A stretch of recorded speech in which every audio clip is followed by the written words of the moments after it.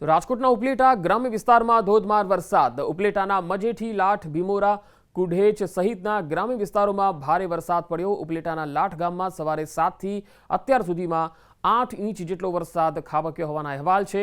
ભારે વરસાદને લઈ ગામમાં પાણી જ પાણી જોવા મળી રહ્યું છે. લાઠ ગામમાં જવાનો જે કોઝવે છે એ પણ પાણીમાં ગરકાવ થઈ ગયો છે. અતિ ભારે વરસાદ વરસતા ઠેર ઠેર નદીઓ વહેતી હોય એવા દ્રશ્યો જોવા મળ્યા છે.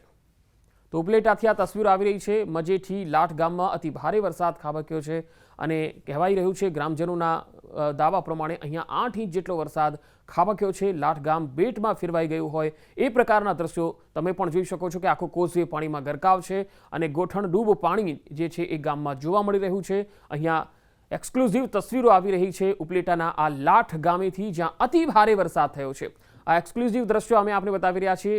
ન્યૂઝ 18 પહોંચ્યું છે લાઠ ગામમાં અને ત્યાં તમે જોઈ શકો છો કે આખું ગામ બેટમાં ફેરવાઈ ગયું છે. પાણીનો ધસમસતો પ્રવાહ ગામમાંથી પસાર થઈ રહ્યો છે અને ગામજનોનું માનીએ તો અહીંયા 8 ઇંચ જેટલો વરસાદ થયો છે. ભીમોરા, કુડેચ જેવા ગામોમાં પણ આ જ પ્રકારની સ્થિતિ જોવા મળી રહી છે.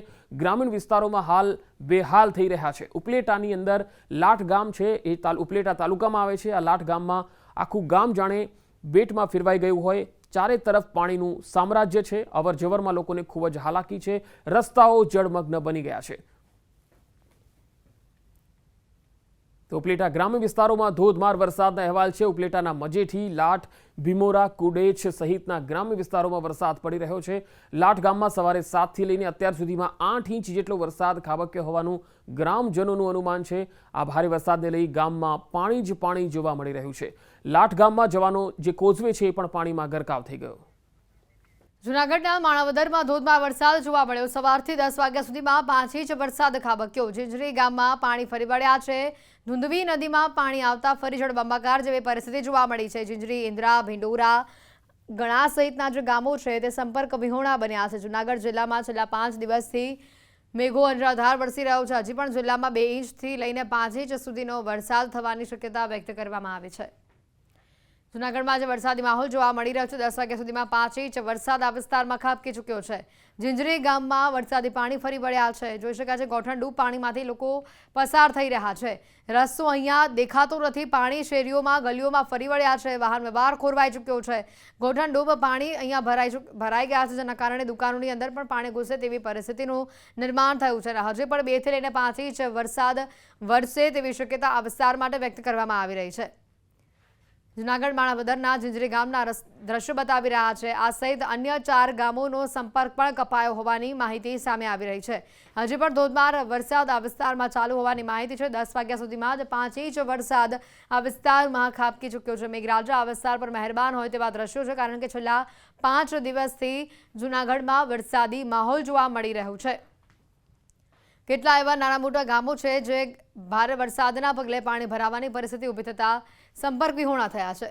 ગામમાં પણ પાણી ઘૂસ્યા છે. એક ગૌશાળા આવેલી છે એ પણ પાણીમાં ડૂબેલી છે. તો આ તસવીરો છત્રાસા ગામથી આવી રહી છે. એક્સક્લુઝિવ તસવીરો અમને ત્યાંના નાગરિકોએ મોકલાવી છે. છત્રાસા ગામથી શિવરાજભાઈ અને અન્ય ગામજનો મારી સાથે લગાતાર જોડાયેલા છે અને તેઓ જણાવી રહ્યા છે કે આ ગામમાં હાલ ખૂબ જ સ્થિતિ ભયાનક બનતી જઈ રહી છે. ગામ સંપર્ક વિહોણું છે. આખું ગામ બેટમાં ફેરવાયેલું છે. તાલુકાની એક પણ ટીમ હજુ સુધી સંપર્ક કરવા અહીંયા નથી પહોંચી અને ગામ સંપર્ક વિહોણું થયેલું છે. કલ્યાણપુર તાલુકામાં ધોધમાર વરસાદ ખાબક્યો. કલ્યાણપુર પંથકમાં 2 કલાકમાં 5 ઇંચ વરસાદ ખાબક્યો. કલ્યાણપુર, હરિપર, પાનેલી, ટંકારિયા, રાવલ સહિતના ગામોમાં ધોધમાર વરસાદ. કલ્યાણપુર તાલુકાના હરિપર ગામે આબ ફાટ્યા જેવી સ્થિતિ. લોકોના મકાનોની અંદર પણ પાણી ઘૂસેલા જોવા મળ્યા.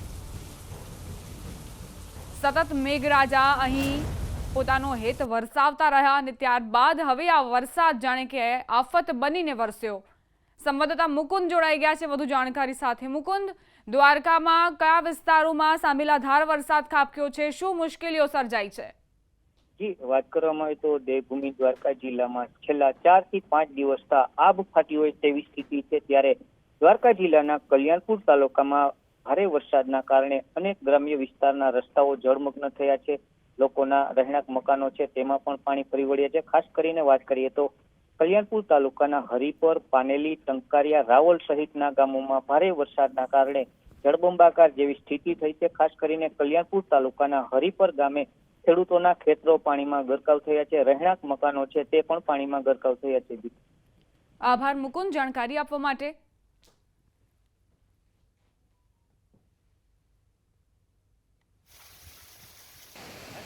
વાત હવે પોરબંદરની કરવી છે. પોરબંદર જિલ્લાના ખંભાળા ડેમમાં પાણીથી છલોછલ આવક થઈ છે. ખંભાળા ડેમ હાલ 1 ફૂટ ઓવરફ્લો. નદી કાંઠાના લોકોએ કાંઠા વિસ્તારમાં ન જવા માટે પ્રશાસને સૂચના આપી.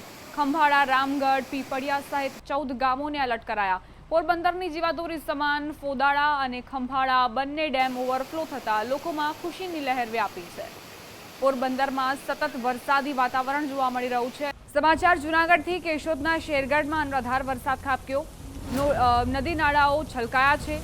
નોડી નદીના પાણી શેરગઢમાં ફરી વળ્યા. અનેક ઘરોમાં પાણી ભરાયા. દિવાલ ધરાશાયી થવાના પણ સમાચાર પ્રાપ્ત થયા છે. અંદાજે 8 ઇંચથી વધુ વરસાદ થતા નોડી નદીમાં પૂર આવતા શેરગઢ ગામમાં પાણી ભરાઈ ગયા હતા.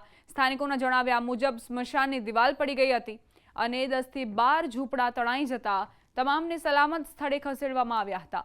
રોડનું પણ ધોવાણ થઈ ગયું હતું. આજે પણ કેશોદ શહેર તેમજ ગ્રામ્ય વિસ્તારમાં 2.5 ઇંચ જેટલો વરસાદ નોંધાયો છે.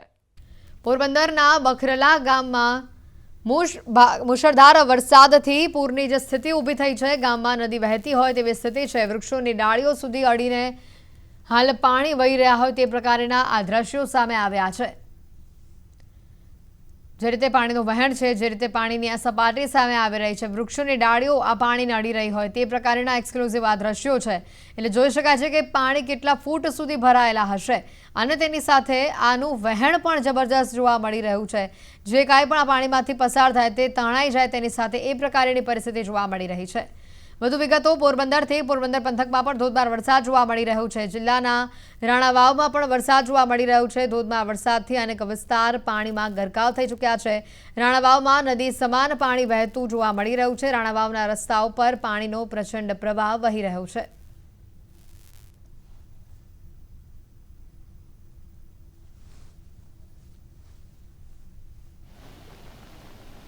પોરબંદરમાં વરસાદી માહોલની આ તસવીરો. તે બાદ ગીરગઢડાની વાત કરીએ તો ગીરગઢડાના હરમતિયામાં આબ ફાટ્યું છે.